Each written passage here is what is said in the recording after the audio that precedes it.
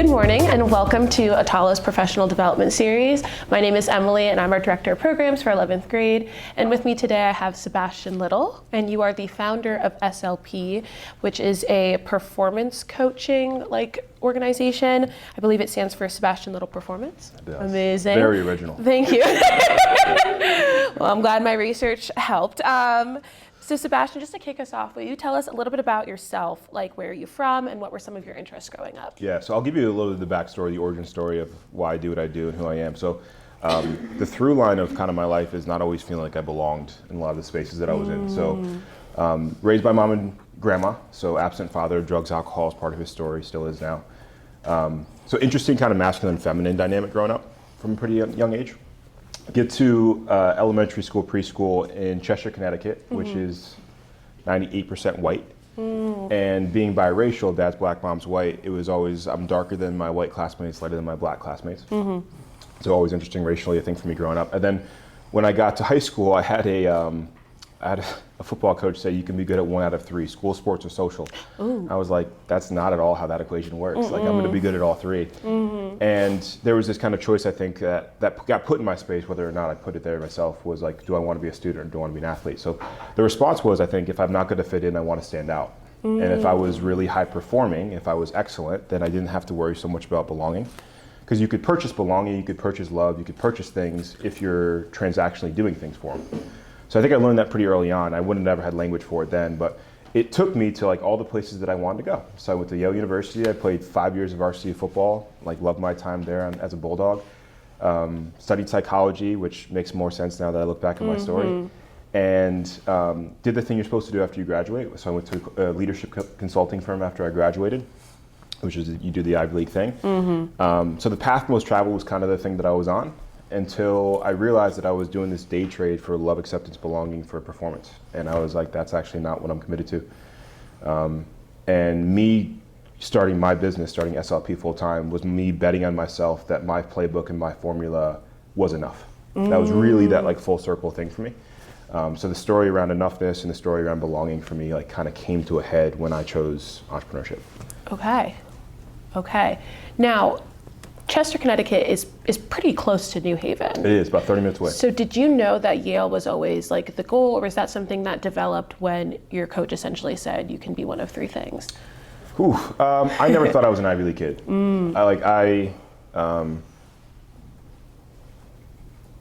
I never would have guessed I would have gone to Yale. My top 2 school selections came down to Yale and Harvard, which I'd say both proudly but also humbly, because it took me a while to own that. It took me a really long time to actually be yeah, those were my final 2 choices.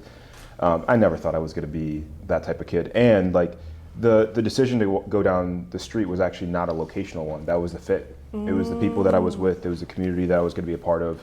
And it was the opportunity to build something. Harvard actually had an established program at the time. They were really good. Yale was not.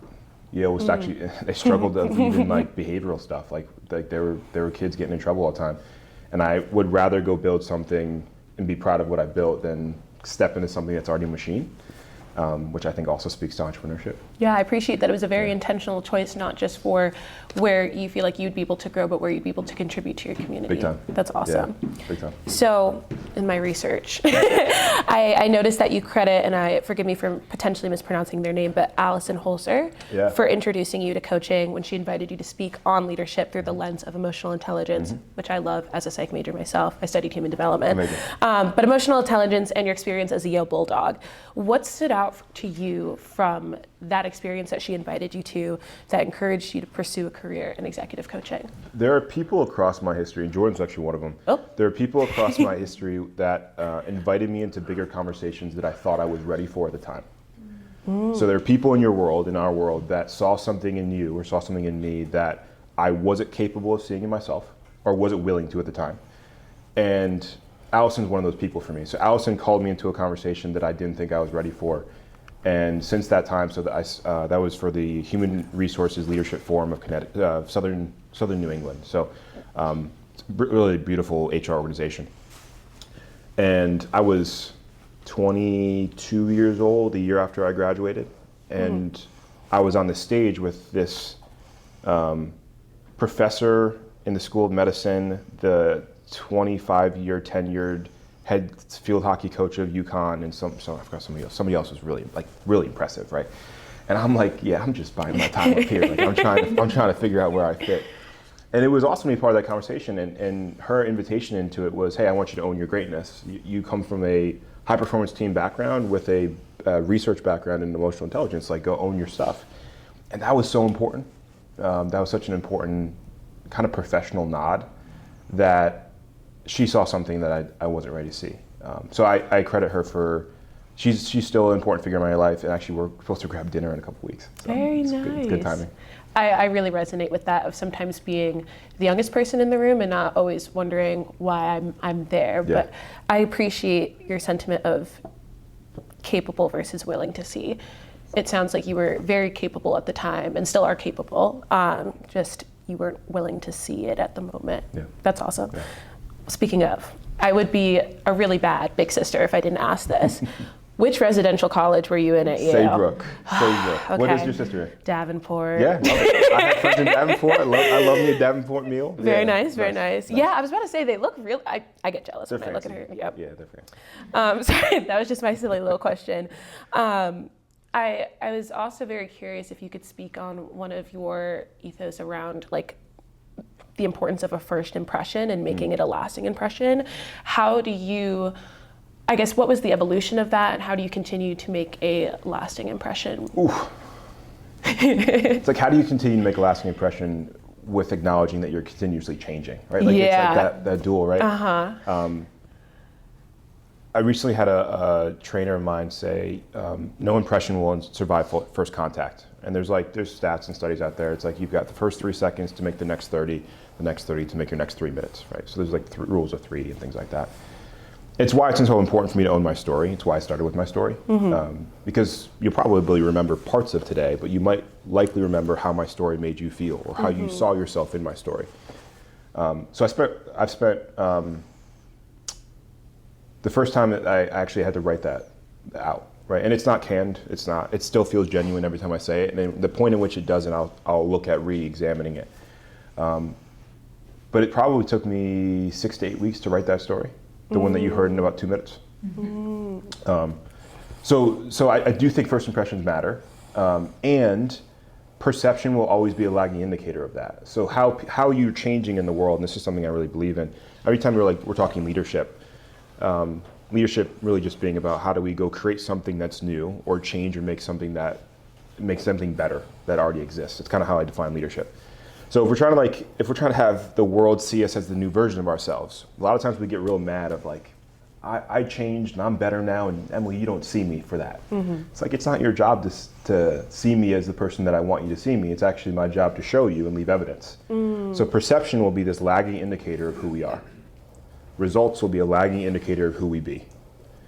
And I think a lot of times we try to go opposite, and we get mad and frustrated and impatient in a world that kind of thrives on speed. We get impatient in a world that's, we demand a certain level of impression that we haven't earned yet. I really appreciate you bringing our attention to the fact that someone's perception is their reality. Yeah. And so it's your job to make sure that you're giving the materials, you're giving the evidence, as you said, to make sure that their perception matches your reality.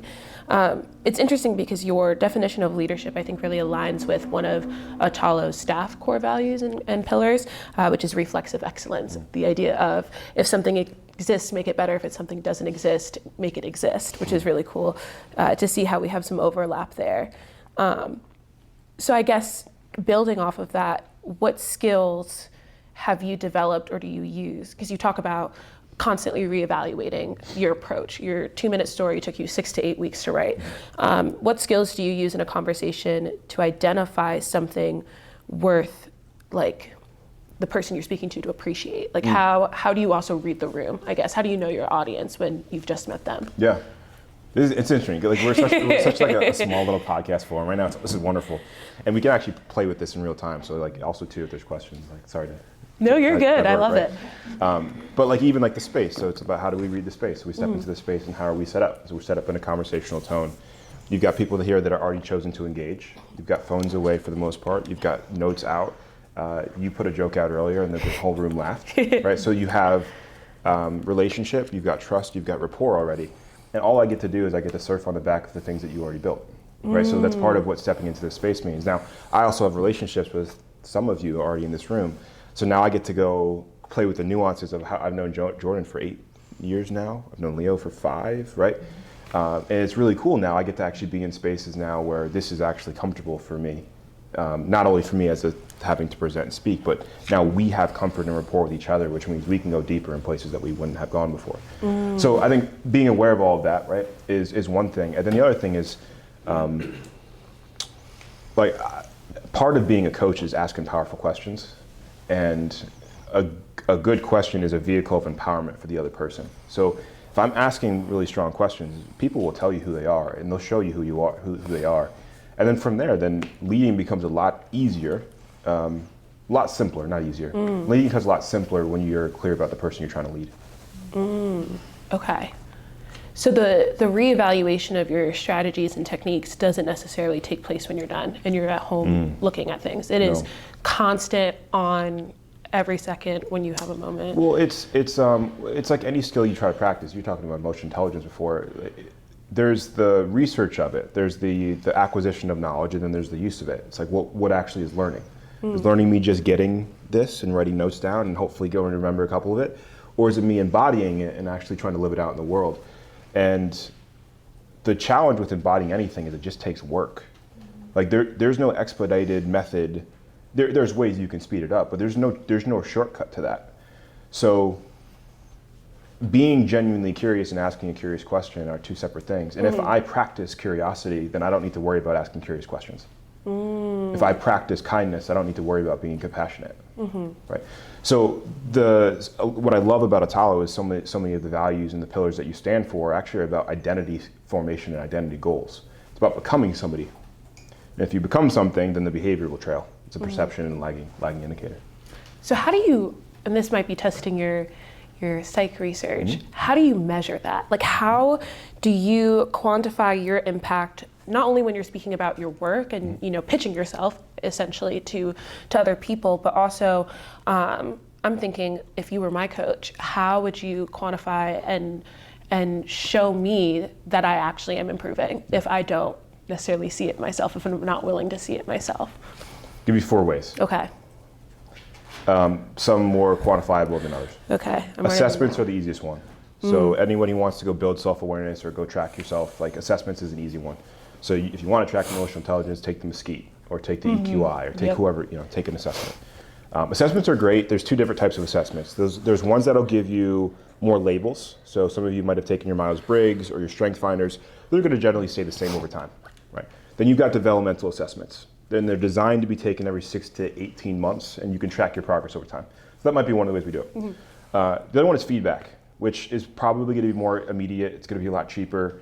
And there's feedback of the things that you all are telling me, and then there's the things that you aren't. So the nods that I'm getting, there's feedback in this room, right? And feedback is, especially as we're going and working with other people, it's, hey, I've been really working on this skill of listening better. What's one thing I can do better? And then 2 weeks later, I come back and I say, hey, Emily, I've really been working on this thing. What have you noticed? What feedback do you have for me? So now you actually have touch points. So you're creating data in the conversation. The next one is results. Results will tell you pretty quickly where you're at. I think a lot of times, one of the challenges with coaching sometimes is like, as coaches, we'll focus so much on feeling, and it's important. And if we're not also changing your real reality, then we're just doing mental masturbation. Let's say what it is, right? It's a version of us staying stuck and just spinning our wheels. The last one is self-reflection, which I think, particularly when I'm setting goals that are really big or intangible with somebody, we actually have to create tangibility and certainty and clarity when there is none. So, for example, I want to, example with my client, I want to create a better relationship with my wife. My client said this to me one time. And I said, cool, how would you know? And what would the milestones be along your pathway to a better relationship? Because it's not like you're hitting the milestone of moving in or getting engaged, or like those are kind of artificial milestones anyway. It, for him, was about, we're gonna have a deeper conversation each and every week about how we're doing in the relationship. Great, cool. 6 months from now, I want her to look up to me and say, this is the best our relationship's ever been. And all of a sudden we have tangibility when there was none before. So self-reflection And you could do that through journaling, you could do it through your own self-assessment. Can also be another way that you can go improve that. So those 4 ways are my 4 ways of like, how do you create tangibility and metrics around improvement? Is 4 your favorite number? Definitely. Okay. The reason I ask is everyone, whether they've identified it or not, has a set of fundamental principles that they operate through. And you've identified there being 4 coaching values, which are slow down, lean back, bounce, and be bold. Yeah. Yo, you're killing it. You're killing it. Yeah. Yeah, she's like, yeah. And I had never noticed that too. I'm like, I use 4 a lot. Yeah, yeah. It's the human development. Yeah, right? Yeah. It's fantastic. It's awesome. Could you give an example of how you utilize one or more of these values in your professional career, as well as how you can incorporate them into your personal life? Yeah. Whoa. Which one you want to start with? Tell me the one that you want to I feel like professional career, but what's interesting is the example you gave about one of your clients is you would essentially coached him in his personal life. Yeah. So I would say start with professional and then see how it bleeds into personal. Cool. Which one of the 4 principles do you want to start with? Oh, order. Let's go. Slow down. Cool. Usually, not always, but usually, how you show up in one area was how you're going to show up in other areas. Because 200, 2,000, 4,000, 10,000 years ago, we didn't bifurcate work and life the way we do now. That psychological unattachment from work wasn't as necessary because we were just like in the cave with the homies, hunting mammoths and trying to like not get killed by saber-toothed tigers. Yeah. So the work around slowing down is actually how do we bring intentionality to a life that at this point in time is designed to have us move past purpose. I'm really, really big on what's intentional, what's an empowered choice. And I think there's generally 3 different types of choices. There's an empowered choice, which means that I'm gonna show up today with love and openness and heart. There's a disempowered choice, which is likely coming from my survival mechanism, which is protection, or I don't wanna share or be vulnerable, or I don't wanna go to this, whatever the thing is. And then there's no choice, which is another form of disempowered choice. So if I'm not making a choice, not on purpose, so I'm doing this thing, that's a disempowered choice. If I choose to not make a choice because I'm choosing patience or being slow or seeing what emerges, very different experience, right? And there's a different level of presence with that as well. So slowing down for me actually looks like in both personal, relational, you think about the significant others that you might have had, their romantic relationships, like when you're really present with somebody, when you're slowing down and being there with them, when you're actually enjoying the dinner, when you're in your career, it's easy to jump from one thing to the other, but when you think about, well, what's the thing I'm trying to be or become? What's the skill set I really want to have?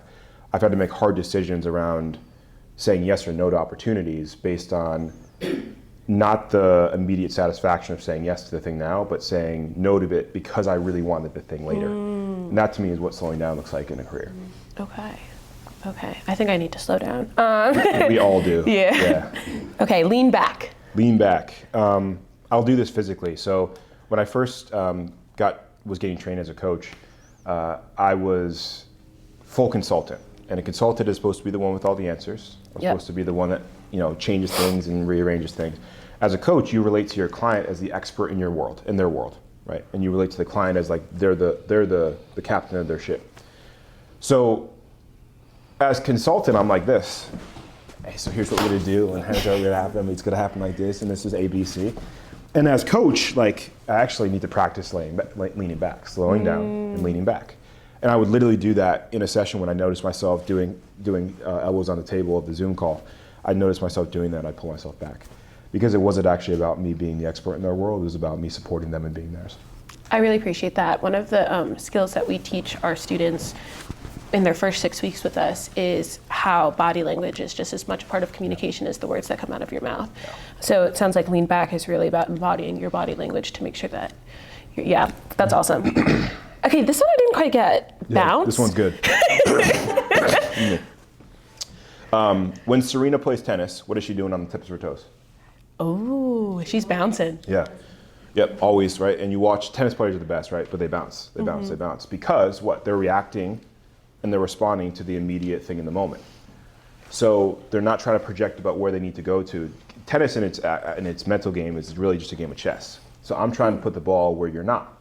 And there's certain shots that are available to me based on the ones that you hit. And if I try to predict the ones that you're going to hit beforehand, I'm not being present with the ball.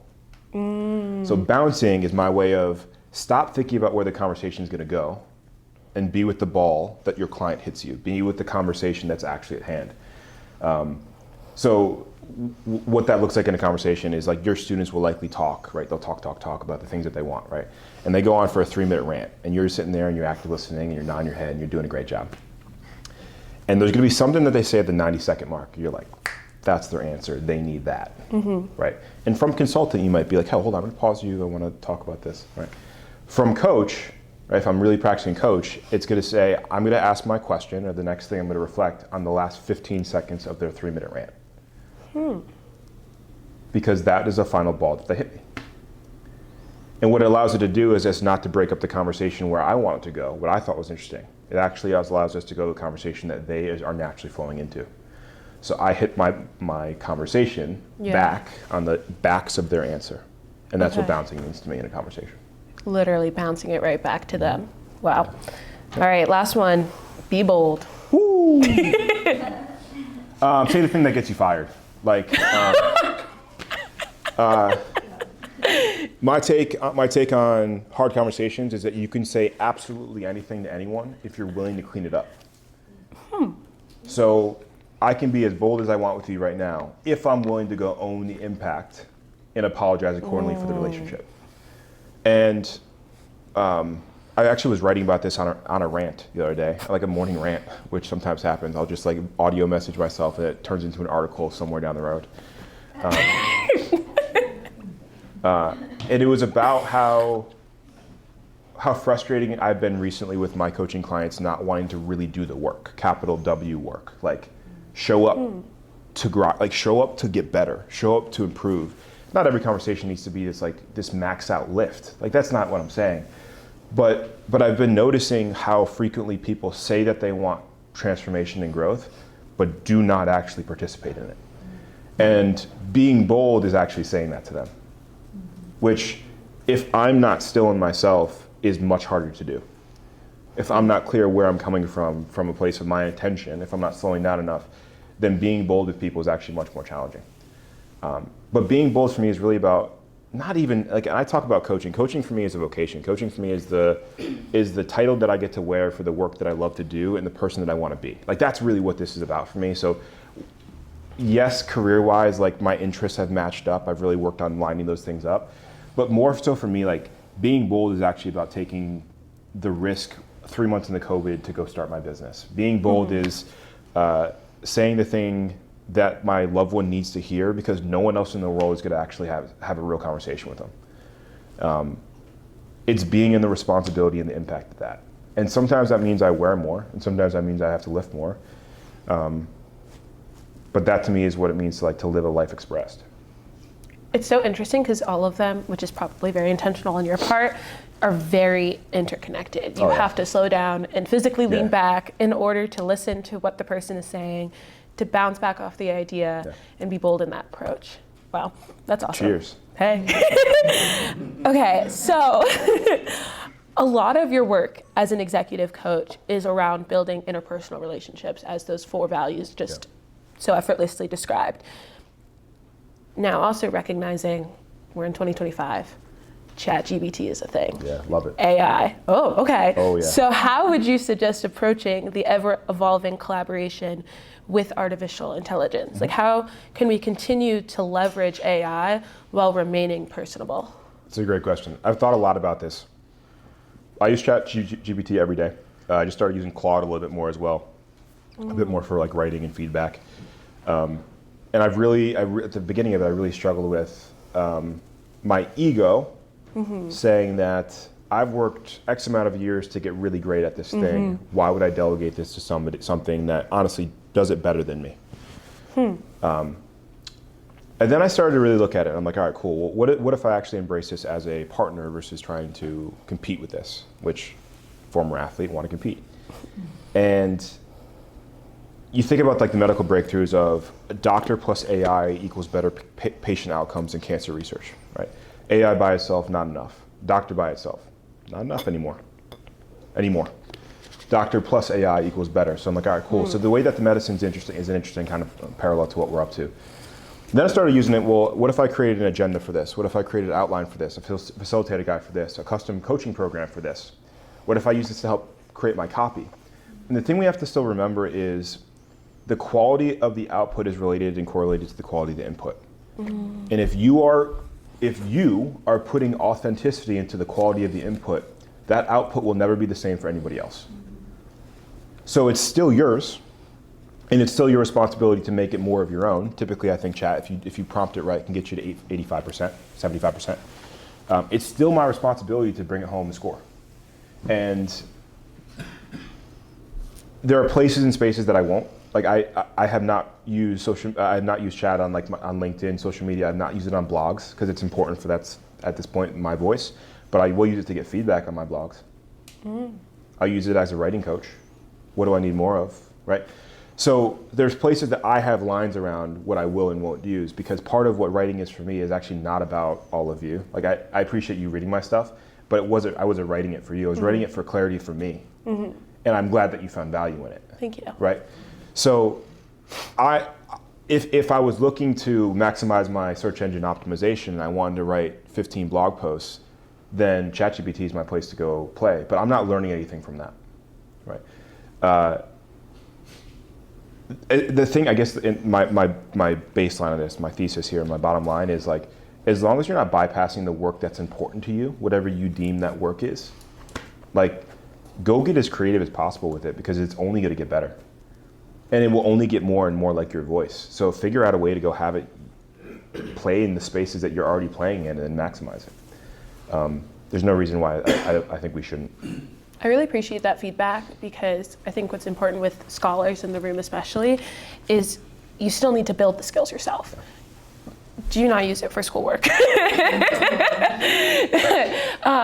I appreciate how you have identified and kind of conquered my fear with AI, which is I don't want my voice to get lost. But also this is for your feedback. Let me double down on that. There's two things I think AI is not going to disrupt fully. One is spirituality. I haven't seen it be able to do that. Excuse me. I don't. When my client asks me a question of, hey, I can't figure out how to go to sleep at night, I want strategies for that. And I go, let's actually slow down and examine that, because you've been talking about this now for 3 weeks.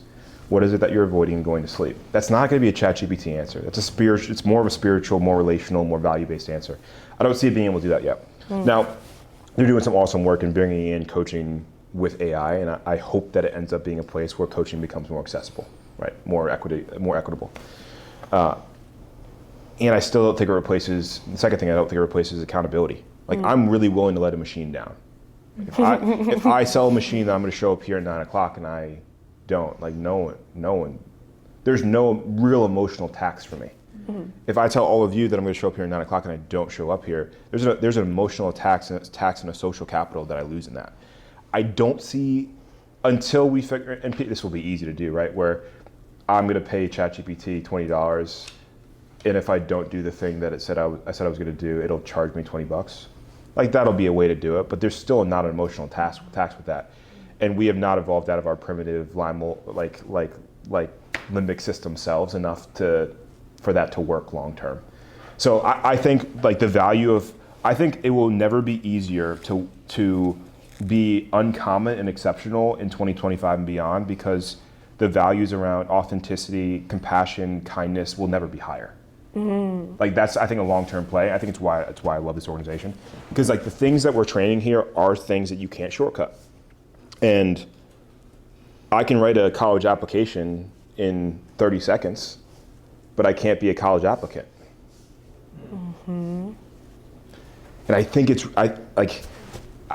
I'm so bullish on AI. I think it's going to get even better, and I don't think you can expedite. I don't think you can outsource those things. I'm going to try something based off of your values, which is bouncing back on something you said, which is you intentionally don't use AI to write your blogs because you want it to be your voice. But if you were to produce 15 blogs a day, that would come up in your search engine. Like, if I were to search your name. Yeah, right. Do you know what happens when I search your name? You get little crab. You get Sebastian the crab. Who? Let's just be honest. He's kind of dope, though. He is kind of cool. I'm not gonna lie. The Little Mermaid. He be holding Ariel down. Yeah. Real, right? Like, he's the voice of reason. Like, don't be going up on the, So yeah, that's my guy. Yeah. Okay. I used to have the sing along, so like, this is information that you didn't need, but it's important. So I used to have the sing along to like Under the Sea, right? Which is a bop, and I used to be real scared of Ursula, so I couldn't watch the whole movie because I would get scared of Ursula and I'd have to go make an excuse up like nap time or juice box time. But the sing along is great because like I think he's the host in it. I'm pretty sure Sebastian's the host in it. I used to watch that on repeat as a kid. I appreciate that. Yeah. Okay, thank you for indulging That's that. important. Thank you. Well, sure, because it does come up, but I was taken aback. I'm not gonna lie. Okay, so reining it back in. I feel like this entire conversation I've been able to relate to a lot of what you're saying, but I'm curious, how do you personally combat burnout as a high-performing individual when you're coaching high-performing individuals? I'm struggling with it right now. Oh. Yeah. I'm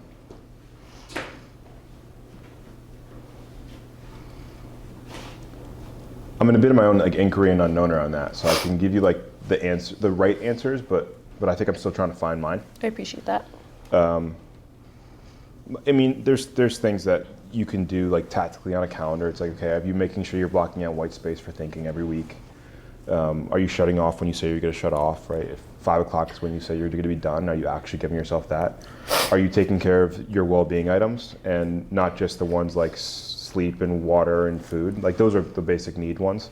But as you start to go higher into like levels of leadership, you also have to start looking at, well, mental, emotional, relational, spiritual. And spiritual well-being for me is meditation. Spiritual well-being is a 30-minute walk. Spiritual well-being for me is actually exercise, because exercise is not for me like that physical anymore, right? Well-being for me right now is Krav Maga. I've been going to Krav like 3 times a week when I can. It's a form of like Israeli martial arts, and I love it. And it's like I'm not great at it. Like there's the physical background that I bring, but it's not the same. It's a different level of aggression. It's a different level of charge, right? Focus, and that's humbling every time. So, I mean, it's one of them right now. Meditation is literally another one. I've really been focusing more on sleep because I'm not reliable to do that as strong. So those are the ones that I'm leaning into now. And as far as like the answer, it's like, I don't know. We're still working on it. I'll wait for the blog. Yeah.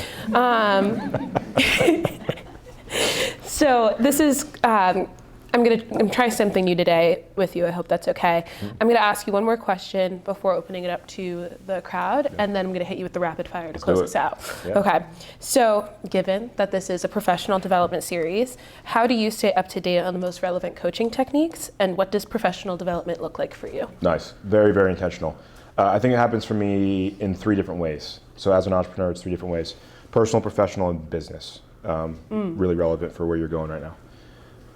Personal is what are you doing to invest in and take care of yourself? This does not always have to be you paying a professional to do the thing. But if you're not taking care of your personal self, then you likely won't have enough in your tank to go do anything else, right? Therapist, chiropractor, massage therapist, nutritionist, personal trainer, like personal, okay? Professional is what are the things you are doing to invest and grow in your skill set. And if you're a coach, speaker, facilitator, if you're in a service-based business, this has to be part of your repertoire. Otherwise, you're gonna plateau, stalemate, and fall off. So this might be what you're reading, right? And the lowest like investment is like, okay, I'm gonna subscribe to HBR, and I'm gonna read a Harvard Business Review article every week, right? I'm gonna look at a YouTube course of my favorite YouTube creator. I'm going to go through their course over the course of X amount of weeks. It's masterclass, right? So there's little things you can do on that, all the way likely up to hiring somebody to help you with facilitation skills, right? ATD is a great one. It's hiring a coach. It's hiring a trainer for this one particular thing. So you're actually going and saying, what skill sets do I want to build professionally that I'm going to invest back into me? Those are going to be the things that you take with you no matter what. So education is a really good example. Self-education, self-work.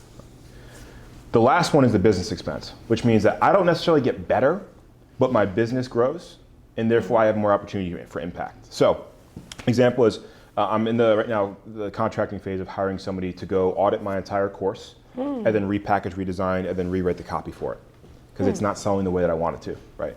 I have a designer that does all of my design work in terms of all my branding, my website. We just already launched the website this week, so it's a completely new format.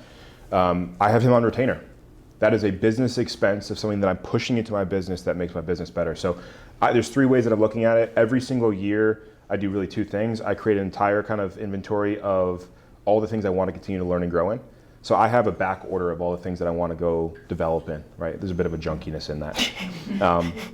And then I'm always really mindful. Like for me, like doing more than 3 structures is going to be too much. I did 4 last year, and the 4th one kind of burned out. So for me, like my capacity is like I can have 3 coaches or 3 support structures, and then after that I really lose. There's a marginal utility after that. But I'm real intentional about this, and I've got frameworks and structures and things like that. Those are my 3 categories I try to put things in. Personal, professional, business. Yeah. Very nice. Yeah. All right, so at this time, does anyone have any questions for Sebastian? You talk a lot about like individual leadership, talking about your clients and coaching them. Yeah. I would love to hear some insight about like leading a team of people, organization. I have 4 steps for that. Surprise! And part of why I use like models and frameworks, right? When you're seeing like that's really how my brain works. So I try to chunk things. When I chunk it, it's easier for me to understand. It's also easier for me to teach, right? Yeah. So it's not that this is the only 4 steps. You might actually take this and be like, no, these are my 6 steps, or here's my 7. Usually after 7, our brains have a hard time remembering things, right? Working memory. So it might sound packaged. It is for me because I need it packaged. Like it's a need. I have 4 things, right? Number 1 is identity. So we have to actually ask the question, who are we? What are we great at? That was what my slides were about. It was about us getting really clear about owning our unique value and our strengths. I think it's really hard to identify where you're going if you don't know who you are. Now, sometimes what we can do is we can sit in the spiral staircase around who we are so long that we never actually go test what we're about and figure out really where we're going. So there's a balance with all of this, right?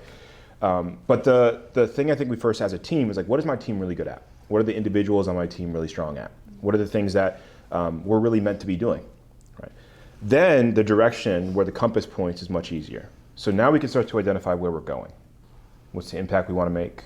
What are some of the metrics we want to start to set? What are the goals that we got? Then we have to reverse engineer that because you don't want to be wasting a ton of motion in the process.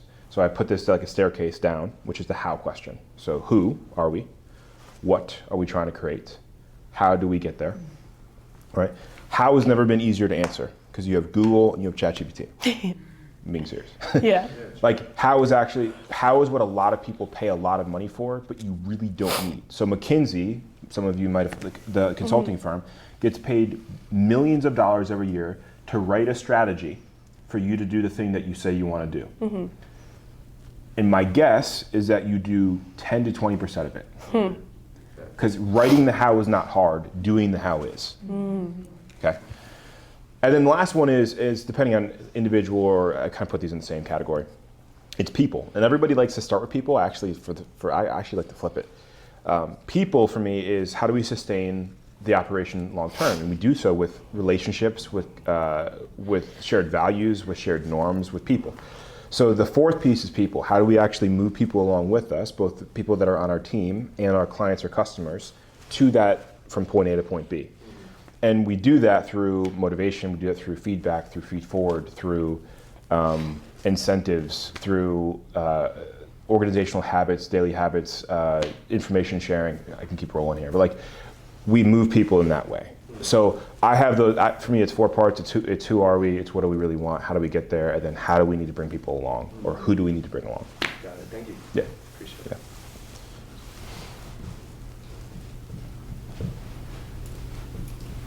I'm just really curious. What's like I guess like the hardest client that you've had, and how did you deal with that? Like, were you ever lost with like how to lead someone else? Yeah, very much so.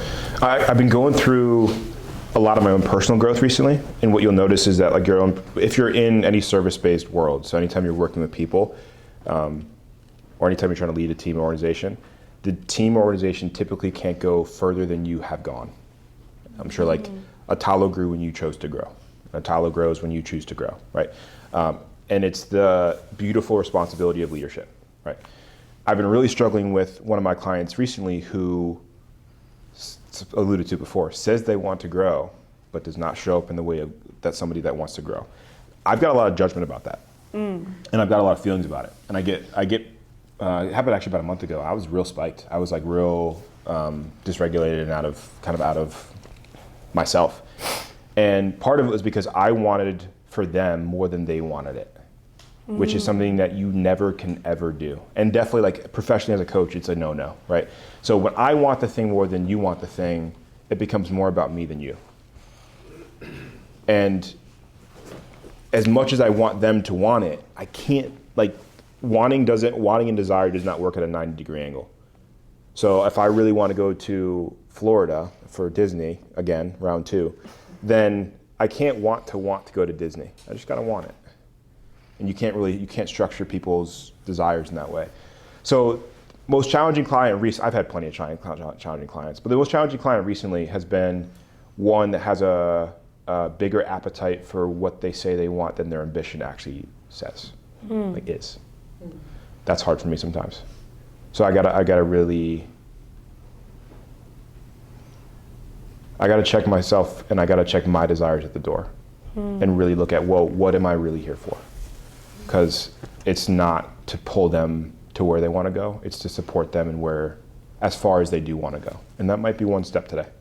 That's okay. Yeah. Thank you. Yeah, does that answer your question? Yeah, it did. Cool. Awesome. So when it comes to being a leader, and especially in the business that you're in, you give a lot of yourself to other people. At what point do you feel like it's time to either fire a client or even let someone on your team go? It's a good question. You internalize a lot, it seems like. Yeah, it's a really great question. I've been thinking about that a lot recently.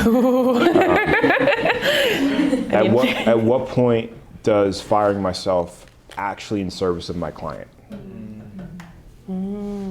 So at what point am I a hindrance to their growth? Either because I'm trying to pull them further than they want to go, or because I don't have new tools. Now, that's my responsibility. Me not growing is my responsibility. So that one I can usually take off the table because I'm really reliable to do that one. So it's usually not me. I'm glad y'all heard it.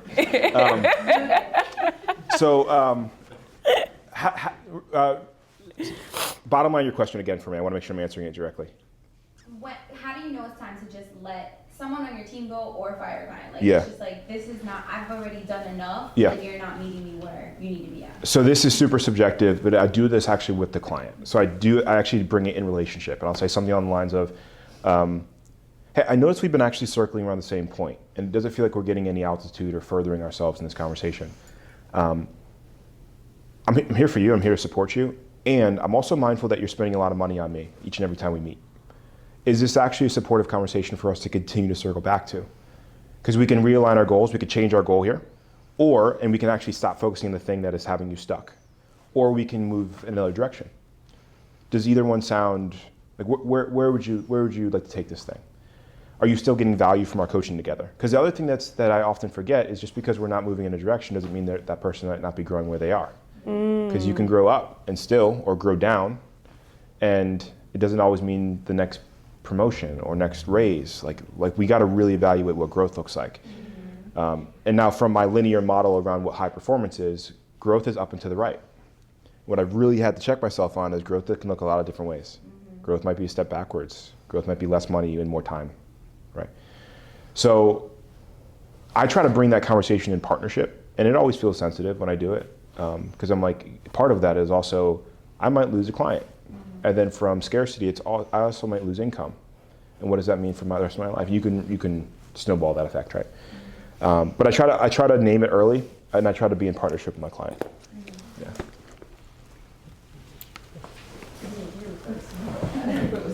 You're Okay.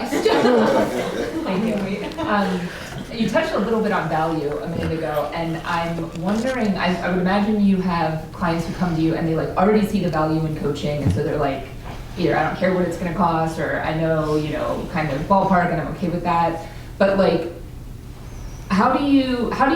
coaching is needed by everybody, I think, and there's so many different forms of it. So like, how do we get that to people who aren't in a space where they can afford thousands of dollars of coaching packages, the young people, the people who just aren't there financially? How do we do that? What do you think? What are your thoughts on it? Two answers. I'm going to push back on one, if you're okay with that. Yeah. I don't think anyone needs a coach. Oh. I think you want a coach because coaching really serves two things, in my opinion. Number one, it helps you get there faster. And then number two, it makes the experience more enjoyable. So if you think about, our goal is to move from one side of this cup to the other. And we're on one side of this river of coffee flowing, and you're over here alone. And the experience is, I want to get to this other side, whatever I deem is on this other side. You hire a coach because your coach might help you think about what's the idea you have to build the bridge to get to the other side, or build the boat that you really want to build, or actually recognize that this is the side that is more important for you and you actually want to go stay and build here, whatever the thing is, right? So you hire a coach because you want the experience of partnership. And typically partnership helps you move faster, and it also allows you to do so where it's more fun. You're not doing it on an island, right, solo. So I actually tell my clients that usually in call one. I'm like, first of all, you don't need to hire me. You will inevitably reach your goal whether or not you hire me or not. You likely will get there faster with me. So what is time? What's the value of time for you? Now we get to have a time conversation around the value of time. That's always an interesting one to have. And what would it look like for you if you didn't have to do it alone? Which a lot of us have alone narratives around, like, I have to do it my way, or I have to do it this way. Or what does it look like when I don't just have option A and B, but options blue, green, triangle, and circle? Like, what actually happens in that? And I think coaching in its best form is about access to possibility. So I say no one needs a coach. How do we make it more accessible? So as an individual operator and entrepreneur, I think the thing that I've been much more diligent about is, how do I create assets that allow for transformational impact without me spending time? Because the value of my time is going to go up. I get better at this every day, and I invest in this every day. And if I know where I'm going, I know that I'm going to go be playing in some of the biggest arenas. Like, that's my plan. So how do I make sure that my commitment to the little guys, the people that are still individuals doing work that might not be able to afford this, how do I make sure I continue to support them? And it ends up being through social media and blogs, and those are ways of me transferring assets of things that I'm learning in real time to different populations. And I also build things in my business around equity and pro bono work. Like, I'm working with two clients that are pro bono right now. One is transitioning prison. He's moving prison back, kind of reentry from being incarcerated. And I'm actually doing a lot of work right now with a incarcerated coaching program that I found I didn't find it, I found it. It's called the 5 Ventures and Hustle 2.0. They're doing really great work. And I volunteer with them a little bit. I've done some online coaching for them. And that's one of my ways of making sure that I stay connected with, like, hey, this very privileged, shiny white pearl of coaching, of what it is, while it is valuable, we got to make sure we stay at the roots of it. Like, that's how I make sure I balance that in my own business. Does that answer your question? Cool. Okay. Yeah. Yeah, please. Sorry. I think that's something that, like, younger generations, and I perceive this in my generation, I perceive this in myself at times, and also, like, even younger generations, I think something we struggle with is, like, overly victimizing ourselves and feeling like we're the victims of our circumstances, which I think really doesn't help us feel empowered. And this is something I really need to check in myself a lot. Like, I'm not the victim of my circumstances. I can always move past them and move past obstacles. And I think the most impactful mentors I've had have been able to tell that to me, like, you are doing yourself a disservice, in a really empathetic way. Yeah. How do you balance having that sort of empathy towards your clients when, for example, you recognize maybe that they're not putting in as much work as it could be? How do you balance that, like, sort of empathy of, like, meeting them where they are? Like, I understand this is difficult, I understand this is an obstacle, while also being like, you are worth more than this, you owe yourself more than what you're giving yourself. Yeah. Great question. Let me know if I hit it. I got a couple different angles and I don't know which one's gonna come out. That's okay. Let me start with, from a very humanistic point of view, is that we're all a reflection of each other. So anything that pisses you off on someone else likely means it's your stuff, right? Person that is super impatient and emails you 4 times because they want the deadline or due date, like, look at your stuff. Where are you either doing that, or where have you created a boundary or a wall that prevents other people from accessing you in that same way, right? So one of my favorite questions to ask a client, it's like a really subtle way to basically be like, this is your stuff, is what are they reflecting on your behalf? It's like a really sophisticated way to hold up a mirror. As a coach, like, and I'd say like as people that are working with students, we are often the mirror that they need. Because it's really difficult, particularly at that young age, to get enough space to see yourself more objectively, right? So number one is I'd say like, yes, and that's actually one of my core, I might put that as my number 5. Yes, and is a full acceptance of your reality, and it's a responsibility for what are you gonna do with it.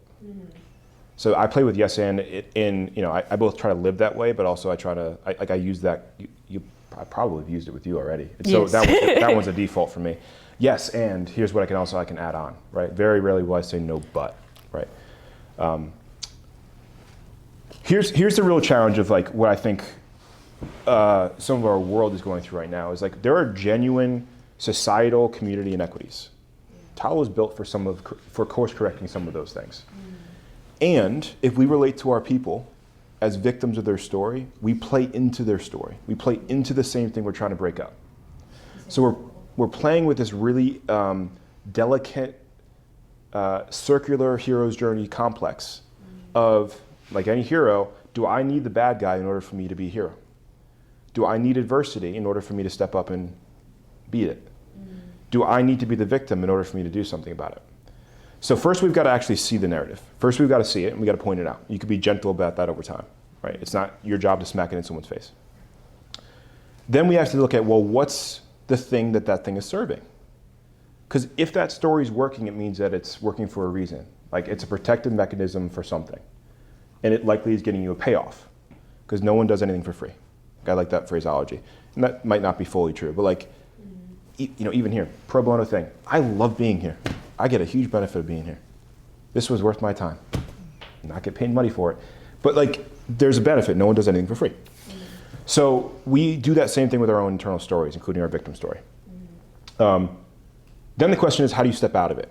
And there's this really cool framework worth writing down. It's called Michael Beckwith's 4 Kingdoms of Consciousness. And he talks about moving through 4 different stages of spiritual growth. First, life happens to me. Then life happens by me, meaning that I'm generating despite of it. Then life happens through me as a vector, and you can think about this through spirituality based on your relationship with a higher power, whatever you deem that to be. Then life happens through me, and then life happens as me, oneness. So it's actually where I started this with our humanity. So oneness is, oh, you are me, I'm you. And victim actually becomes way easier for us to be with, and then way easier for us to support other people around. I told you I was going a lot of drift. Does that give you some things? Absolutely. There's not a fix for victim, particularly because a lot of our victim comes from trauma. So like the tactical or technical workaround is how do you create safety? Because there is no healing without safety. There is no healing without safety. So how do we create safe environments for people to experiment, to grow, to fail, that allows them to reprogram their trauma? And likely over time you'll get a different response. That's the technical answer there, but like the spiritual one is the one I tend to go to first. Yeah. Thank you. Yeah. I appreciate that. Yeah. Before we get into the rapid response, was there a hand over here, or? Oh yeah, I was gonna. Thank You will be our last question then. I was gonna ask, what would you recommend someone do before getting into a coach, like finding a coach? Like You should read my article on.